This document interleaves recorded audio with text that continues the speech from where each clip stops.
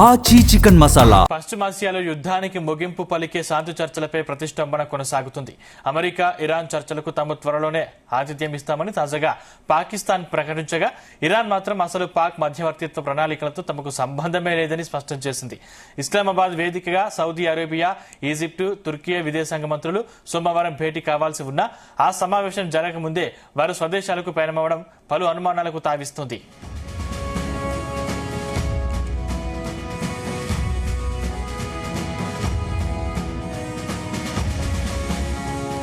America అధ్యక్షుడు Trump కూడా ఇరాన్పై హెచ్చరికల స్వరాన్ని మరింత పెంచారు.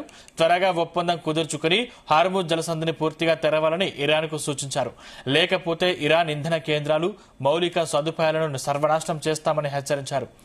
కర్గ్ దీవిని ఆక్రమించుకుంటామన్న సంకేతాలిచ్చారు. మరోవైపు భీకర దాడులతో పశ్చిమాసియా దద్దరిల్లుతూనే ఉంది. కువైట్పై ఇరాన్ జరిపిన దాడిలో ఓ భారతీయుడు ప్రాణాలు కోల్పోయాడు.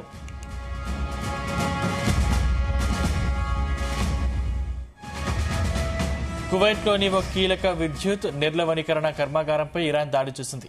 ఈ ఘటనలో భారతీయ కార్మికుడు ప్రాణాలు కోల్పోయాడు. 10 మంది సైనికులు గాయపడ్డారు. భారతీయుడి మరణాన్ని కువైట్లోని భారత రాయబార కార్యాలయం ధృవీకరించింది. దీంతో ఈ యుద్దంలో ఇప్పటి వరకు మరణించిన భారతీయుల సంఖ్య 8కి పెరిగింది.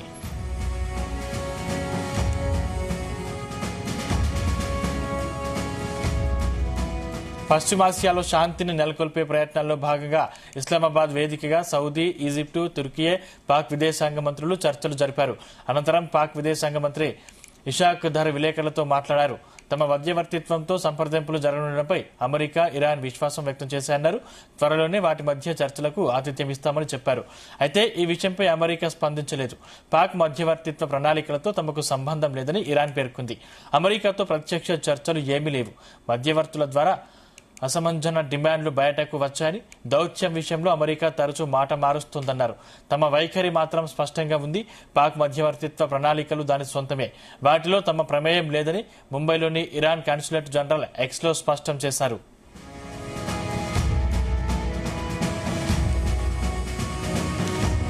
ఇరాన్తో తాము ప్రత్యక్షంగా, పరోక్షంగా చర్చలు జరుపుతున్నామని ట్రంప్ తెలిపారు. చర్చల్లో పురోగతి ఉందన్నారు. ఏ కారణాలతోనైనా త్వరలో ఒప్పందం కుదరకపోతే, హార్ముజ్ ను తెరవకపోతే ఇరాన్లోని విద్యుత్ ఉత్పత్తి కేంద్రాలు, చమురు బావులు, నిర్లవణీకరణ ప్లాంట్లు, మౌలిక వసతులతో పాటు కర్గుదేవిని పేల్చివేస్తామని హెచ్చరించారు. త్వరగా ఒప్పందం కుదుర్చుకోవాలని ట్రూత్ సోషల్లో ఇరాన్కు సూచించారు ట్రంప్.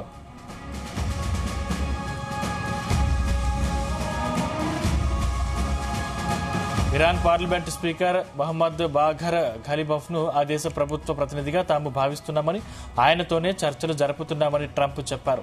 ఆయనతో సంప్రదింపులు కొనసాగించాలా వద్దా అనేది మరో వారం రోజుల్లో తెలిసిపోతుందన్నారు. కర్గుదేవిని తాము స్వాధీనం చేసుకునే అవకాశాలు ఉన్నాయని ఓ వార్తా సంస్థతో ముఖాముఖిలో ట్రంప్ చెప్పారు. మేము కర్గును స్వాధీనం చేసుకోవచ్చు, చేసుకోకపోవచ్చు. తమకు చాలా ఐచ్ఛికాలున్నాయన్నారు. ఇరాన్ వద్ద ఆత్మరక్షణకు మరేమీ మిగలేదు. మేము దాడి మొదలు పెట్టాక కర్గును చాలా తేలిగ్గా స్వాధీనం చేసుకోగలమని పేర్కొన్నారు. భూతల దాడులు తమ చిట్ట చివరి ఐచ్ఛికంగా ఉంటాయన్నారు ట్రంప్.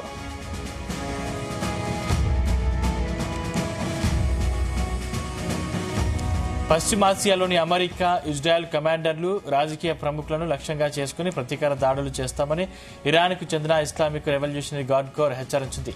వాషింగ్టన్ బెదిరింపులు కొనసాగితే వారి కమాండర్లు, సైనికులు షార్కులకు ఆహారం అవుతారని హెచ్చరించారు.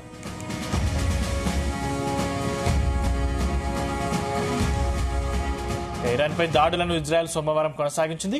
24 గంటల వ్యవధిలో టెహ్రాన్లో తాము 120కి పైగా పేలుడు పదార్థాలను జారవిడిచామని ఆ దేశ సైన్యం తెలిపింది. యోమన్ నుంచి తమ దేశంపైకి దూసుకొచ్చిన 2 డ్రోన్లను కూల్చివేశామని వెల్లడించింది. టెహ్రాన్కు దాదాపు 530 కిలోమీటర్ల దూరంలో ఉన్న ఓ పెట్రోకెమికల్ ప్లాంట్పై దాడి జరిగింది. ఇజ్రాయెల్పై, గల్ఫ్లోని తమ పొరుగు దేశాలపై దాడుల్ని ఇరాన్ ఆపలేదు.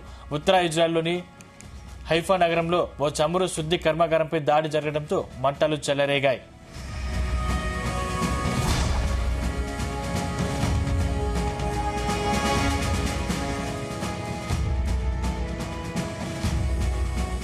దుబాయ్పై ఇరాన్ ప్రయోగించిన క్షిపణిని యుఏఈ బలగాలు అడ్డుకున్నాయి. దక్షిణ లెబనాన్లో జరిగిన దాడుల్లో 24 గంటల్లో ఐక్యరాజ్య సమితి శాంతి పరిరక్షణ దళం సభ్యులు 3 మరణించడం కలకలం సృష్టించింది.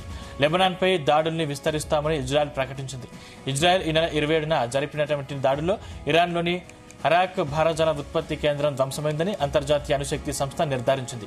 అక్కడ రేడియేషన్ వ్యాప్తి ముప్పేమీ లేదని స్పష్టం చేసింది. అమెరికా భూతల పోరుకు దిగితే గల్ఫ్ అరబ్ దేశాల్లో తాము భూతల దాడులు చేస్తామని ఇరాన్ విదేశాంగ శాఖ అధికార ప్రతినిధి ఇస్మాయిల్ బఘోయ్ హెచ్చరించారు. 15 పాయింట్ల ప్రతిపాదనలో వాషింగ్టన్ అహేతుక డిమాండ్లు చేసిందని విమర్శించారు.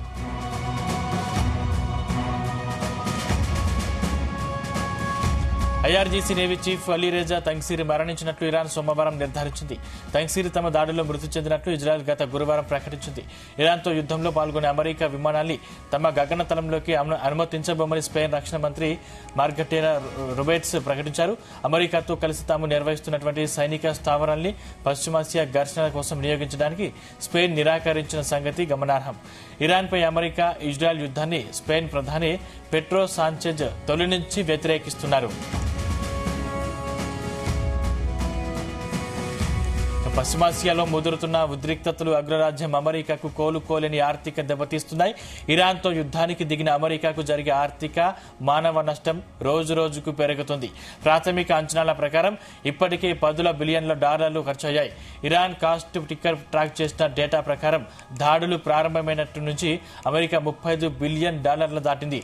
ఇందులో కేవలం మొదటి 6 రోజుల్లోనే సుమారు $11.3 బిలియన్ ఖర్చు కాగా రోజుకు దాదాపు $1 బిలియన్ చొప్పున ఖర్చవుతుంది. దీన్ని బట్టి ప్రతి సెకనుకు కోట్లలోనే ఖర్చవుతున్నట్లు తెలుస్తోంది.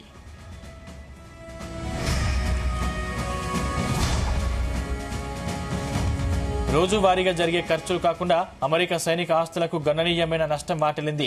ది వాల్ స్ట్రీట్ జర్నల్ నివేదిక ప్రకారం మధ్యప్రాచ్యమంతటా అమెరికా దాని మిత్ర దేశాల మౌలిక సదుపాయాలను లక్ష్యంగా చేసుకుని ఇరాన్ జరిపిన క్షిపణి డ్రోన్ దాడుల కారణంగా మొదటి 3 వారాల్లోనే $1.4 బిలియన్ నుంచి $2.9 బిలియన్ మధ్య నష్టాలు, మరమ్మతుల ఖర్చులు జరుగుతున్నాయి.